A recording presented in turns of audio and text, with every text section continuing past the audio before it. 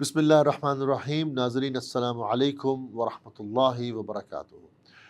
Doctor صاحب، ایک اور بڑا مشہور سوال ہے جو شرارتی لوگوں کی طرف سے ہوتا ہے، اور اس سوال کو بنیاد بنا کے بڑی ہی کہہ لیں نامناسب زبان استعمال کرتے ہیں اور پتہ نہیں کیا اس کا معنی و مفہوم بیان کرتے ہیں. میں آپ سے سوال کرتا ہوں، مجھے بتائیے کہ حدیث کرتاس کا معنی و مفہوم کیا ہے؟ بسم اللہ الرحمن الرحیم. ڈاکٹر صاحب، یہ ہمارے سامنے صحیح بخاری کی روایت ہے 4432. حضرت عبداللہ ابن عباس سے روایت ہے کہ آپ وسلم کی جب وفات کا وقت قریب آیا، بعض دوسری روایتوں سے معلوم ہوتا ہے کہ یہ 4 دن پہلے کی بات ہے رحلت سے. تو گھر میں کچھ لوگ موجود تھے، تو آپ وسلم فرمایا کہ بھائی میں تمہیں کچھ لکھ کے دینا چاہتا ہوں، اس کے بعد پھر تم گمراہ نہیں ہوگے.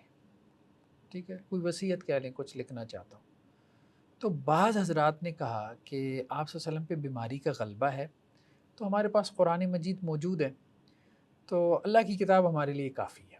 لیکن بعض نے کہا کہ نہیں، اللہ کی کتاب تو ہے، لیکن آپ صلی اللہ علیہ وسلم جب کہہ رہے ہیں کہ لکھ کے دینا چاہتا ہوں تو قلم اور کوئی صفحہ لے آئیں، تو آپ صلی اللہ علیہ وسلم جو لکھوانا چاہتے ہیں وہ لکھوا دیں. تو اب اس پہ اختلاف پیدا ہو گیا، گھر میں اختلاف پیدا ہو گیا. کچھ لوگ کہہ رہے تھے کہ جی کاغذ اور دوات آپ کے قریب کر دیا جائے تاکہ آپ جو لکھوانا چاہتے ہیں لکھوا دیں، اور کچھ لوگ کہہ رہے تھے کہ آپ صلی اللہ علیہ وسلم کے اوپر بیماری کا غلبہ ہے، تو ہمیں آپ صلی اللہ علیہ وسلم کو مزید تکلیف میں نہیں ڈالنا چاہیے. اب بات ہمارے یہ پیچھے مقصود تھا کہ آپ صلی اللہ علیہ وسلم بیمار ہیں بہت زیادہ، تو کوئی ایسی ضروری چیز ہمارے خیال میں نہیں ہے کہ جو رہ گئی ہو. لیکن جب رسول اللہ صلی اللہ علیہ وسلم کہہ رہے ہیں تو ان کا کام تو اطاعت کرنا تھا. اصل میں بات یہ ہے کہ انہوں نے آپ صلی اللہ علیہ وسلم کی بیماری کی حالت کو دیکھتے ہوئے، ٹھیک ہے نا، جیسے بعض اوقات ایک بیمار آدمی جو ہے وہ کوئی کام کرنا چاہتا ہے تو آپ شفقتاً جو ہے وہ کہتے ہیں کہ نہ کریں، آپ بہتر ہے، مطلب آپ اس کیفیت میں ہیں کہ آپ یہ مشقت نہ اٹھائیں. تو وہ آپ کہہ لیں کہ شفقت کے اعتبار سے تھا. یعنی بیمار آدمی کہتا ہے کہ جی میں نے فلانی جگہ جانا ہے، ہم کہتے ہیں جی نہ جائیں، آپ سفر نہیں کر سکتے.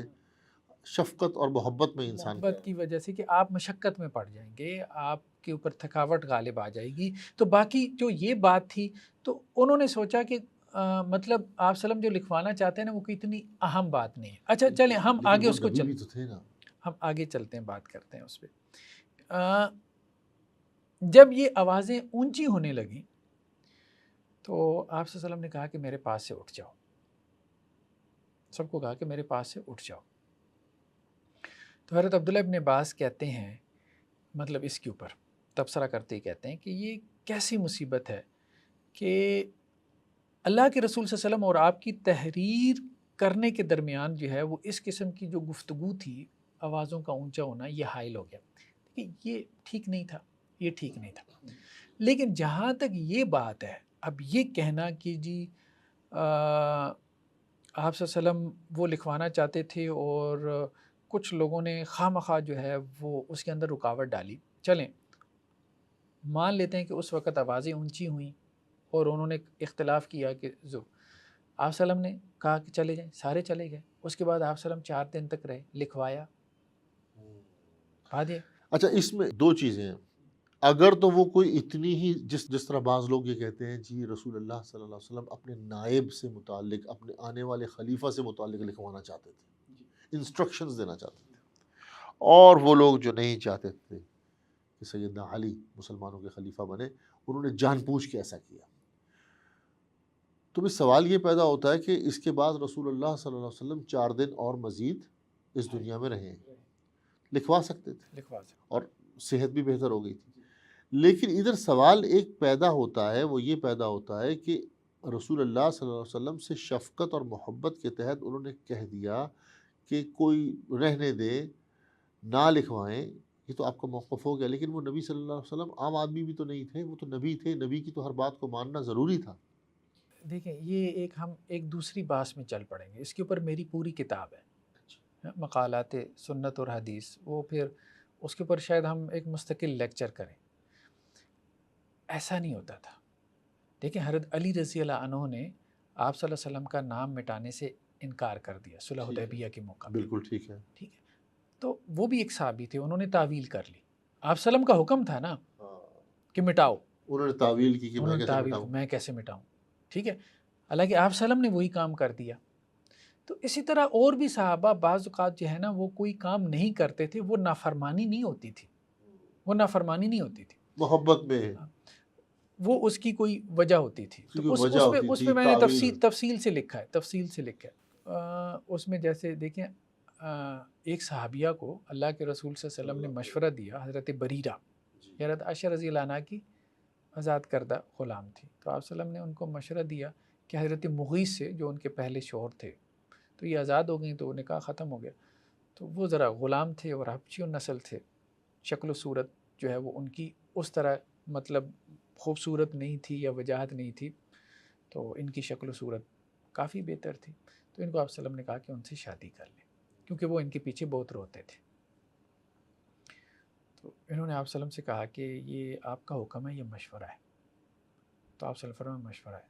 تو انہوں نے کہا نہیں، میں نہیں کر سکتا. تو اس طرح کی میں نے اپنی اس تفصیل سے لکھا ہے. تو بہت سی چیزیں ہیں وہ ایک علیحدہ موضوع، اصول فقہ کا موضوع بن جائے گا. خیر بہرحال ہم یہ دیکھ رہے ہیں کہ یہ صحیح بخاری کی روایت ہے ہمارے سامنے 7217. یہ وہی روایت جو ابھی گزری ہے کہ آپ صلی اللہ علیہ وسلم نے کہا کہ میں نے ارادہ کیا کہ ابو بکر اور ان کے بیٹے کو بلواؤں اور انہیں خلیفہ بنا دوں، تاکہ کسی دعویٰ کرنے والے یا کسی خواہش کرنے والے کی خواہش کی گنجائش باقی نہ رہ جائے. ٹھیک ہے، یہ روایت صحیح بخاری کی تھی. پھر ہم نے مسند احمد کی یہ روایت دیکھی کہ آپ صلی اللہ علیہ وسلم نے کہا تھا کہ ابو بکر اور ان کے بیٹے کو بلواؤ میرے لیے تاکہ میں ابو بکر کے لیے ایک تحریر لکھوا دوں. تو واضح تھا کہ لکھوانا کس کے لیے چاہتے تھے.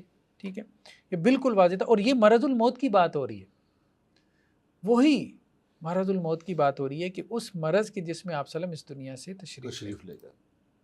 اچھا، اس کے بعد کچھ اور روایتیں ہمیں ملتی ہیں کہ آپ صلی اللہ علیہ وسلم کس کے لیے لکھوانا چاہتے تھے. لکھوانا بھی چاہتے تھے، چلے مان لیا، کس کے لیے لکھوانا چاہتے تھے.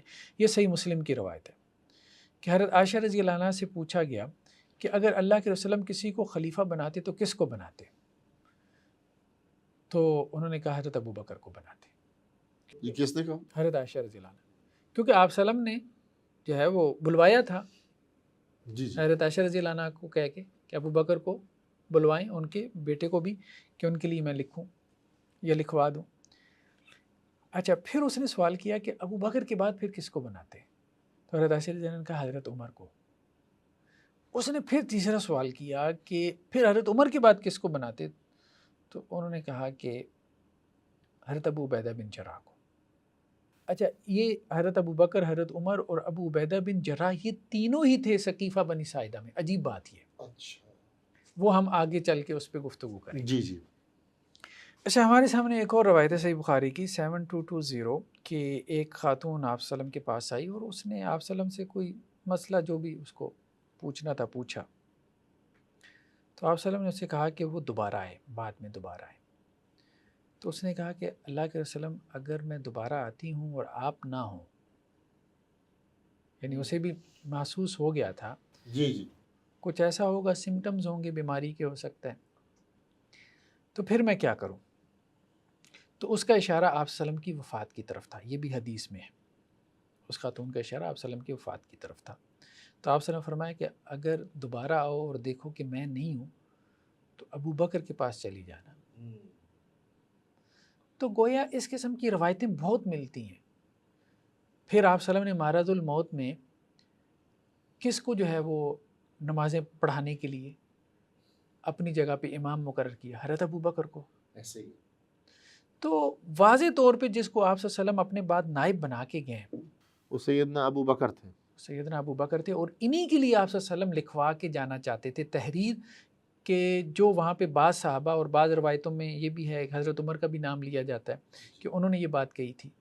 اور اس میں بھی وجہ کے الفاظ ہیں کہ آپ صلی اللہ علیہ وسلم کے اوپر جو وجہ ہے، یعنی بیماری، تکلیف کی جو شدت ہے وہ آپ کے اوپر جو ہے وہ غالب آ گئی ہے. تو حضرت عمر رضی اللہ عنہ نے بھی شفقت کے اظہار کے لیے کیا تھا کہ بھئی آپ صلی اللہ علیہ وسلم پہلے ہی بیماری کی تکلیف سے گزر رہے ہیں، تو اس میں جو آپ لکھوانا چاہتے ہیں تو وہ بات کوئی اتنی اہم نہیں ہے کہ اس کے لیے ہم آپ صلی اللہ علیہ وسلم کو تکلیف دیں، مزید تکلیف دیں. بہت بہت شکریہ شیخ، آپ نے اس بات کو بڑے ہی احسن انداز میں وضاحت کے ساتھ ایکسپلین کیا۔ ناظرین، ہم امید کرتے ہیں کہ حدیث قرطاس کا معنی اور مفہوم آپ کو سمجھ آ گیا ہوگا۔ جزاک اللہ الخیر۔ ہم اب ایک نئے سوال کے ساتھ آپ کے پاس حاضر ہوں گے۔ السلام علیکم ورحمۃ اللہ وبرکاتہ۔